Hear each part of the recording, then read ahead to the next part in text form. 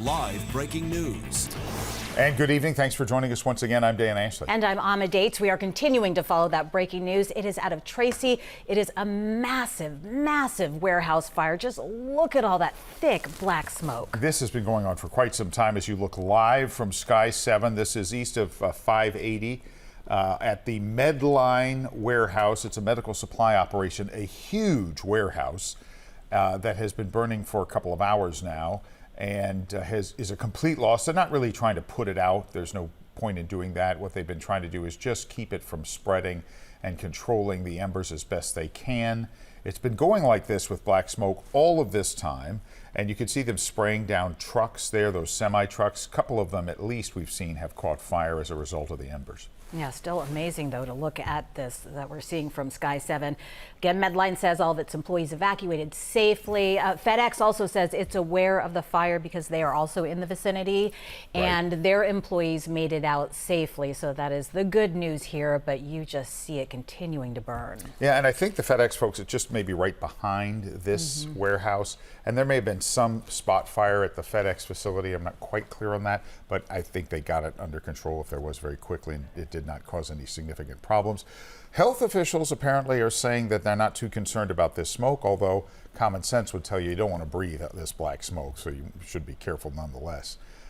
Because it seemed like they weren't worried about hazardous material or anything like that. They were not, but you know, it's black smoke because of what's burning, which is usually like plastics and that sort of thing, and that would make sense in a medical supply facility. Obviously, different packaging and different types of things that they might sell. Yeah, but fortunately, you can see no homes directly around where the fire is burning. We are, of course, keeping track of the winds. You can see it's all the smoke being pushed in one direction right now. And pushed, actually, thankfully, away from the homes. This is in an industrial area, light industrial area. ABC 7 Eyewitness News reporter Unzer Hassan has been keeping us up to date from the scene. He is live once again. Hi, Unzer. Dan and Amma, good evening. The fire department just launched their drone just a few minutes ago, trying to get an aerial view of what's happening here. We spoke to the fire chief about 45 minutes ago. He says no reports of any injuries. All the employees across this warehouse facility were evacuated, and they say there is no threat to the immediate neighborhoods, and all the freeways nearby, 205, 580, all remain open. But you can see there's still a big plume of black smoke coming. We heard explosions about an hour ago, so this is still a very active scene. The Tracy fire officials say the call came in around 1 p.m. The fire may have started on the roof of Medline warehouse. This is a medical supply facility. This is a 1 million square foot facility. They store everything from gloves to medical supplies to chemicals. Dan and Amma, as you were talking about, those chemicals caught fire, which is why the fire may have grown so big. That's according to fire officials. Fire officials insist, though, that the chemicals have not polluted the air, and there is no concern about hazardous materials in these massive plumes of smoke. Now, another issue here is this wind. Fire officials say they're dealing with gusts of 25 miles an hour. In fact, that's one reason why firefighters had to actually pull back from the fire and are monitoring the perimeter. In fact, embers started another fire around 3:20 near another warehouse. Some semi-trucks caught fire. Fire crews are monitoring that scene. The chief did say, though, that there was problems with water pressure coming from the hydrant, and that there was problems with the sprinkler facilities at the warehouse, which also slowed their efforts. We had water supply issues, and we don't know why. And we're not sure if the sprinkler systems that protect this facility operated appropriately. We made a good aggressive interior fire attack, and the sprinklers were not operating. So that we'll have to find out what happened to the water supply. So, my first thought was an aggressive fire attack that we'd be able to stop, but things work against us. Again, water supply issues, low humidity, high winds, and high temperatures. And so it was a little bit of the perfect storm. Now, as you can imagine, this is a total loss. Fire officials say that this warehouse is completely destroyed. One thing that's working in firefighters' advantage is that the wind is actually blowing in the opposite direction from a big neighborhood, which is just on the other side of the freeway. Again, no reports of any evacuations, no reports of any injuries. We'll continue to bring you the very latest as it becomes available. reporting live. Ansar Hassan, ABC 7 Eyewitness News. Ansar, thanks very much. And they have said repeatedly, officials, that they're not too concerned about any health consequences from that smoke. It does go against your common sense. It can't possibly be good for you to be too close to that smoke, but they don't seem overly concerned. But nonetheless, if you're anywhere near there, probably a good idea to try to avoid it. Yeah, and we will dig deeper into that in a little bit. But right now, let's get to Delaney White. She is keeping track of the weather, hot weather today. We were always worried about fires, not necessarily at a building like this, a warehouse.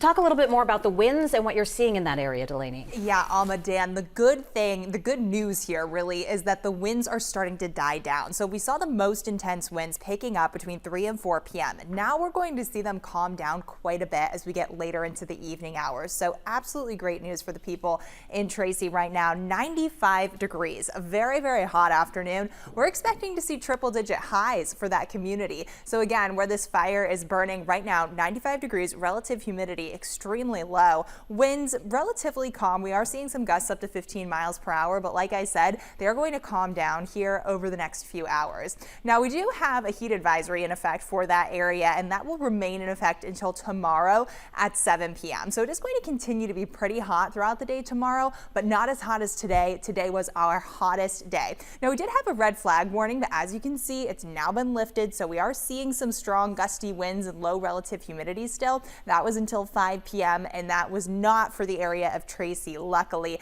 just outside of that red flag warning. Tomorrow, temperatures slightly cooler than what we saw today, but still very hot. We are going to begin to see the cool down, but still very, very hot for some of our inland communities. Concord reaching the mid-90s, triple digits in Ukiah, Lakeport at 97, Livermore near where that fire is at 97 degrees for the high tomorrow. So starting to cool down, but not quite back to normal yet. Now, our moderate to major heat risk is over where near that fire is, just to the east of Livermore. We can see it's worse the farther inland you go. So the immediate coastline not looking bad, but over in Tracy, seeing more of that moderate to major heat risk here throughout the day today and even tomorrow. Now, our winds are starting to calm down. They are still in the double digits for Livermore, and over the next couple of hours, we are going to see them start to fall and just continue to decrease as we get later into the evening hours. So certainly good news for those people in Tracy this evening, but we are still dealing with the heat.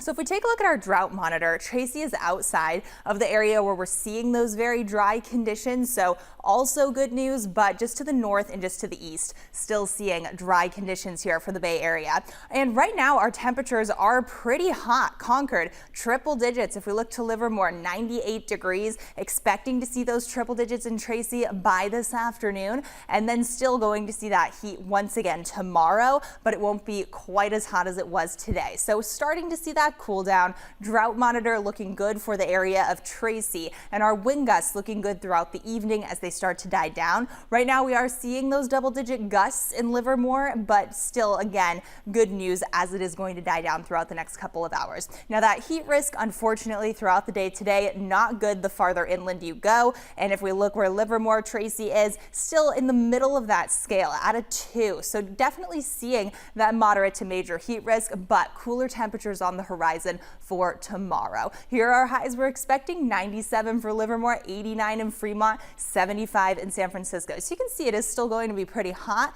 but not nearly as hot as it was today. We don't have that red flag warning in effect for tomorrow, but we do still have that heat advisory in effect for most of the Bay Area throughout the day tomorrow until about 7 p.m. and then we'll continue to see that cooling. So again, where that fire is right now, about 95 degrees, relative humidity very low, winds about 8 miles per hour, but we are seeing some gusts of up to about 15 miles per hour. And it is hot. If you take a look, we do have that heat advisory in effect for the entire area here, highlighted in orange. So that's going to continue until about 7 p.m. tomorrow, as I said. And again, we don't have excuse me, we don't have that red flag warning, but we are still going to be dealing with quite a bit of heat here in the Bay Area. In the 80s for Antioch, 97 for Livermore, 90 in San Jose. So out where we are seeing that fire, still expecting to see pretty high temperatures for tomorrow. And our heat risk for today, again, we're seeing that higher heat risk in where that fire is, just to the east of Livermore, and not quite for our coastline, looking a little bit better the closer you go to the coast. Now, current wind speeds in Livermore, about 14 miles per hour, still in the double digits, but we are going to see them fall throughout the next couple of hours. Look, as we go from 5 p.m. to 6 p.m., we're at about 18 mile per hour wind gusts. Then as we get later into the evening, dropping to 11 mile per hour wind gusts by 8 p.m. So starting to calm down throughout the evening, which is good news for that fire and anyone within the direct vicinity of that fire. Now, if we take a look at our drought monitor, also good news, Tracy is not in that dry area, but we are still going to see those very hot temperatures. Right now, temperatures in that area about 98 degrees for Livermore. And so we are expecting to see those triple digit highs in Tracy before the end of the day. Dan and Amma, back to you.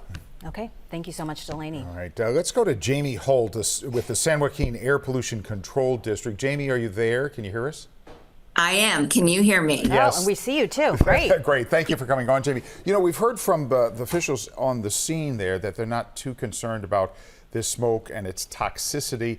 Is that correct? And if not, why not? It's very interesting when you see the black smoke. I will tell you, one of the things working in our favor right now is that the smoke is really going aloft. So it's moving into the upper atmosphere. It's not hugging the ground. And we have been told what you've been told, that there isn't anything of huge concern in the facility that might be burning. But this is a really big fire. And I think, as you mentioned just a while ago, smoke, regardless of where it's coming from, is really not great for your lungs. So we're monitoring the situation. There is a chance that as we move into the evening hours, the smoke may begin to move closer to the ground. And we're just telling folks that if they begin to smell the smoke, they're being impacted by it and they should take steps to protect themselves from it. Yeah, especially I would think people who are a little more sensitive, if you have asthma, any sort of underlying condition like that, you may just want to take extra precautions, even though, like you said, the situation isn't too hazardous at the moment. Correct. We consider children, young children, older adults, anyone, as you mentioned, with asthma, COPD, cardiovascular issues, they're in that sensitive group. And they need to be doing whatever their doctor told them that they should be doing, and then really protecting themselves. And what we say is create a clean room in your home. Close your doors and windows, run your HVAC system, make sure if you have a portable air filter that you're running that, change out your air filter, keep that clean. If you're in a home and maybe you don't have an HVAC system, maybe try to go to a location where you might get some clean air, maybe a shopping mall, maybe a movie theater.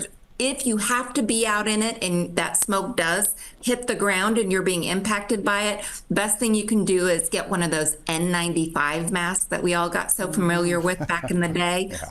Needs to sit tightly on your face, and that will help a little bit. But really trying to avoid that smoke at all costs is going to be key. I was going to say, we probably have the air filter little system too from COVID as well in your house. Yeah, that's true. Most of us have those N95 masks still hanging around. Jamie, how big a factor is the wind here? It is breezy. You say most of the smoke seems to be going up into the atmosphere. Is it better or worse if it's windy, not in terms of fighting the fire, but in terms of air quality? So from air quality, we like what's called atmospheric mixing. And basically what that means is that the pollution that is in the air, it tends to go higher and it tends to disperse more quickly. And that's what we're seeing here. Now, once the temperatures drop, the sun goes down, that wind may drop. And while it might be better for fighting the fire, it actually may have that smoke start to hug onto the ground, and it might be a little bit more of an impact on folks. We're really looking at folks who are maybe in Tracy itself. The winds may begin to dissipate and it may move over to the Tracy area, and then south really into the entire San Joaquin Valley, we might see impacts. So generally, when you're not fighting a fire, we like the wind. It helps disperse air quality pollution. But in this case, we do appreciate that there's a big fire that folks are trying to put out, and we want to prioritize that as well. Sure. Absolutely. What happens when we stop seeing the smoke? How long does a possible concern window last? I assume it also, depends on the weather, but what happens after the smoke is gone that we can see? You know, the best really gauge for smoke is actually if you can smell it. You can usually smell it before you can see it. And so if you're smelling smoke, you're probably being impacted by it. We're on the lookout to see maybe impacts definitely overnight hours, maybe a bit of time into tomorrow, depending on when they can get the fire totally out. So this is something that for a couple days, we're going to see where this smoke moves, see how it impacts the rest of the valley, and remind people that the best thing they can do is try to get out of its way. Yeah, so, that brings me to something I was just thinking about as you said it over the next couple days. So even if this fire gets put out, the smoke, we don't see any more smoke. What if we're not smelling the smoke? Is it perhaps a good idea to maybe not do your outside jog for a day or two? What will happen is that smoke, as with all of the kind of particles and the pollution that we see here in the San Joaquin Valley, it slowly begins to move south. So it's not just going to hover in the San Joaquin County area. So after the fire is put out, those folks directly around the fire area where it was, they will see improved air quality. But all of this pollution, all of this smoke that's been created, while it will dissipate and won't be as intense as this black smoke that we're all seeing right now, it's going to move its way down. And depending on weather patterns and depending on kind of how it's moving and whether or not we have an inversion layer and a bunch of different factors, there may be pockets of this smoke that hit some of the communities south of Tracy that folks need to be aware of it. For the most part, once the fire is out, once you're no longer smelling smoke, you're pretty much in the clear unless you're in one of those very highly sensitive groups. What we tell people is just pay attention to air quality. Go to either Valley Air, our website, go to the EPA's Fire and Smoke Map or the EPA's Air Now online tool, and just be monitoring what air quality is looking like. We actually have a monitoring site just south of this facility at the Tracy Airport, and right now it is still telling us that the air quality is good. We have some temporary monitoring stations that we're putting up just specifically for monitoring how this smoke may act in the next 12 to 24 hours.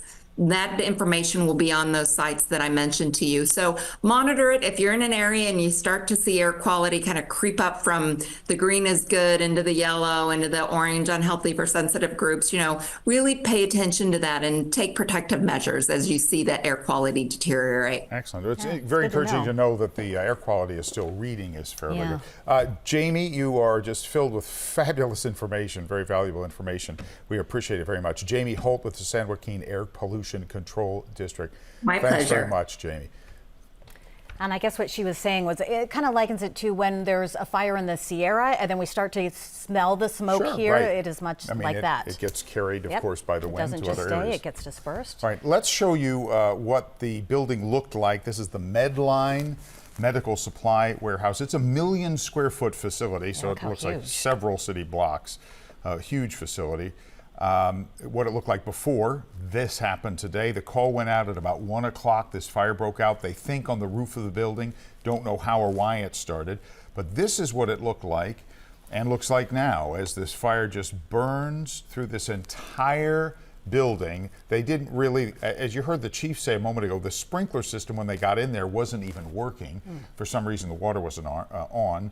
They had some water supply problems, so they will be looking at that. So they really haven't been trying to put out this fire. They just let it burn. They've just been trying to control the embers and keep it from spreading elsewhere. But it did, in fact, spread to maybe the FedEx building nearby, but that was quickly gotten tamped out. And then this, several trucks, semi-trucks around this building. It's a big warehouse, so of course these are trucks distributing these medical supplies. A few of them caught fire. Yeah, and as you can see, it's a highly industrial area. It's that 585, I believe it's 235. There are like three freeways right there if you're traveling through. So, fortunately, if you look at the smoke here, you can see it's going off to the right. We were looking at that video or the photo before, and it's important to know, as Dan said, that there's just another facility behind it. So fortunately, it's very industrial where it's burning, where the smoke is pushing, and it's pushing away from the neighborhoods that are nearby, but it's not exactly close. You didn't see any houses around you didn't. it. I think on the other side of the street there is a pretty big subdivision nearby.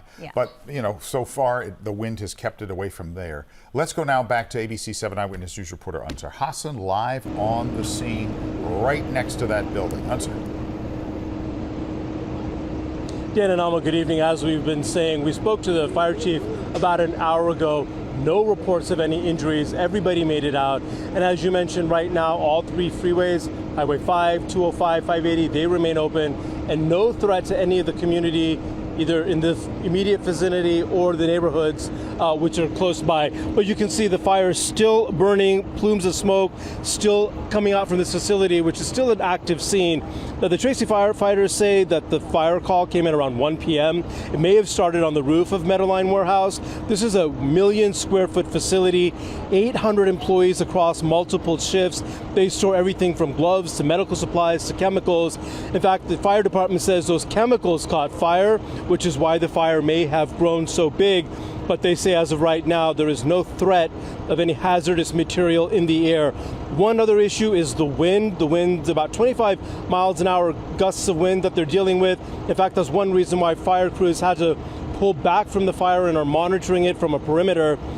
We know with low humidity and winds on a hot day like this can really lead to erratic fire behavior. Another issue that they had was that the pressure from the fire hydrant was low and that the sprinkler facilities inside the facility were not working. That's something that they'll have to continue to investigate once this fire subsides. And as we were talking about earlier, the wind is blowing in the opposite direction. The neighborhoods, there's some pretty big neighborhoods just on the other side of the freeway. So thankfully that's working in the firefighters' favor, because as you have been, we've been talking about, these fire gusts really pushing these embers along. The embers actually started a second fire at around 3:20, so they're dealing with a lot out here. That's the very latest. Reporting live, Ansar Hassan, ABC 7 Eyewitness News. Ansar, can you, I would imagine you can smell the smoke there where you are, right? Can you smell it? Yeah, Dan, it doesn't smell that bad. About 2 hours ago when we first got here, it was much thicker. But even then, it wasn't as bad. It didn't smell very toxic. That was one of the concerns that we all have, even as reporters coming out here, being exposed to, whatever chemicals could be in this air. But we were assured from firefighters that it's safe and there's no real strong smell out here, which is a good indication for everybody. Okay. Thanks, Ansar, very much. Especially when we're seeing those thick black plumes of smoke. We did hear within the past hour in the 4 o'clock hour from the South County Fire Authority, the Fire Chief Randall Bradley. Let's listen again to the news conference for some of the latest information. Today about 1 o'clock in the afternoon, we responded to a structure fire at the Medline facility, which is a 1 million square foot medical supply facility on Promontory Parkway. Upon arrival, crews found heavy fire from the roof of the facility, an aggressive fire attack with a limited water supply, high winds, high temperatures, low humidities made firefighting very difficult. The fire extended across the roof and down into the facility. We did an interior fire attack. We could not hold the fire. Eventually, we lost the entire 1 million square foot building.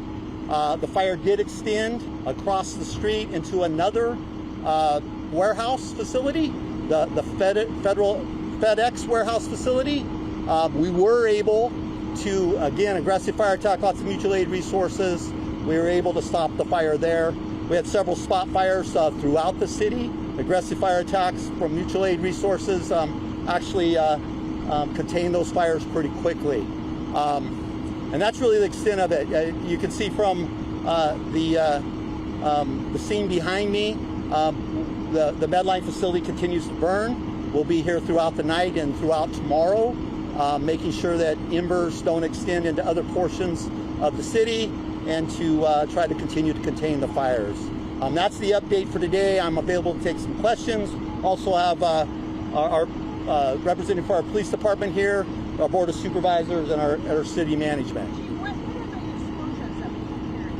There's a variety of, it's a medical supply facility, and we have several distribution trucks. Some of them are tires exploding, some of the explosions you hear from some of the products within the facility. Chief, this is a medical facility. We know that chemicals are stored there.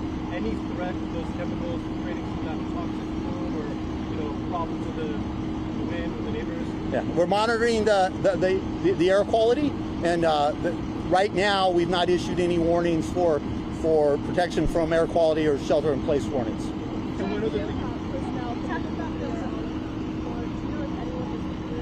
Yeah, right now we do not believe there are any injuries that are part of this incident. Do you know how many people worked there, and were they evacuating when you arrived? Yeah. When we arrived, there was an evacuation that was occurring, and I do not have a number for the total number of employees. Thousands of employees? I don't believe there's thousands of employees, maybe hundreds of employees. You mentioned FedEx. Yes. So the FedEx facility is also destroyed? No, the FedEx facility was not destroyed. A large pile of pallets and several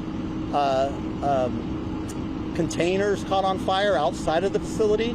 But again, an aggressive fire attack we were able to protect. That is ongoing right now, and it's looking promising that we'll be able to protect the FedEx facility. And what about the wind gusts? It's 25 miles an hour. You already have the Embercast. Another fire's already started. How are you dealing with that right now? Well, we're trying to keep the embers down with master streams, and we're attacking the fires as we see spot fires occur throughout the area. What kind of supplies, medical supplies are in there? I mean, you see some of them could be exploding. What are we talking about? There's a variety of medical supplies. I don't have an exact type or quantity of medical supplies. But we believe the fire originated from the roof, but it's still under investigation. I know California requires these types of facilities to report any hazardous materials that are inside. Is that something that your team was aware of? And what type of preparation does the fire department do for a worst case scenario like this? Because of the sheer quantity of square footage of industrial space that you have here in Tracy that many other cities do not have. We inspect these facilities. These facilities are permitted. We do track the chemicals that exceed the permitting limits. And so, yeah, we have that information, and we evaluate that information as we fight fire and as we protect the public. Have any homes been evacuated? And then what would you say to residents who are worried about this smoke? What should they do? Yeah, we have not. This is in a very industrial area, so we have not evacuated any homes. But we do have resources throughout the city in the event spot fires occur that could impact homes. So to date, we have not evacuated any homes. All right, so you were just listening to the latest news conference that we got from Fire Chief Randall Bradley with South County Fire Authority on the situation here. Again, these are incredible pictures, but I'm not seeing quite as much black smoke as we did a short time ago, Dan. No, Alma, I think you're right. It still looks bad, but it looks better than it did. The call went out about 1 o'clock when this thing started on the roof of the building. You know, and in some respects, of course, the building is a complete and total loss, 1 million square feet. There's nothing, it's just completely, utterly burned. But this looks in a way worse than it is, because the air quality, we're told from air quality officials and also firefighters on the ground, is not as bad as it would appear. Obviously, you don't want to sit there and breathe black smoke, but it's going up into the atmosphere more than blowing across the community. So it looks a little worse than maybe it is in terms of air quality. And now you see the black smoke is beginning to turn a little gray, a little white in spots, which is a good sign. Yeah, and it's thinning out in some places as well, but you can see firefighters still putting water on it. And you mentioned those homes across the freeway. They're just big neighborhoods if you've ever driven through that area. Lots of houses on the other side. You see the smoke is being pushed the other direction, and as Dan mentioned, it is going aloft. So the particles are dissipating, so it's not quite as bad. Obviously, the winds could shift. People need to take precautions if they are in sensitive groups, have asthma, those sorts of things. But, you know, everyone is safe, we're being told. So, you know, all in all, a lot of destruction. Yeah, a lot of property loss, of course, but no loss of life and no one injured. And we were told really early on during the 3 o'clock hour that everyone was accounted for. So they knew pretty quickly that everyone was out, and firefighters have not been hurt. So this situation is going to continue. It's going to burn itself out, obviously, and the wind will begin to die down. So we'll see what that does as we get closer to evening in terms of what the smoke does. But the big concern, the biggest challenge was just controlling the embers. A number of trucks around this distribution, this Medline medical supply facility, did burn. The FedEx building, had some issues with some sparks going over there, but they controlled that. So now they're just on the perimeter trying to make sure it doesn't spread any further than it has. And of course, we will continue to monitor the situation throughout the evening. You can always stay with us on the stream. We will have the latest information. And we'll keep you up to date. Yeah, and go to our website. We have all the information, abc7news.com. I'm Dan Ashley. I'm Ami Gates. We'll see you later tonight over on ABC7.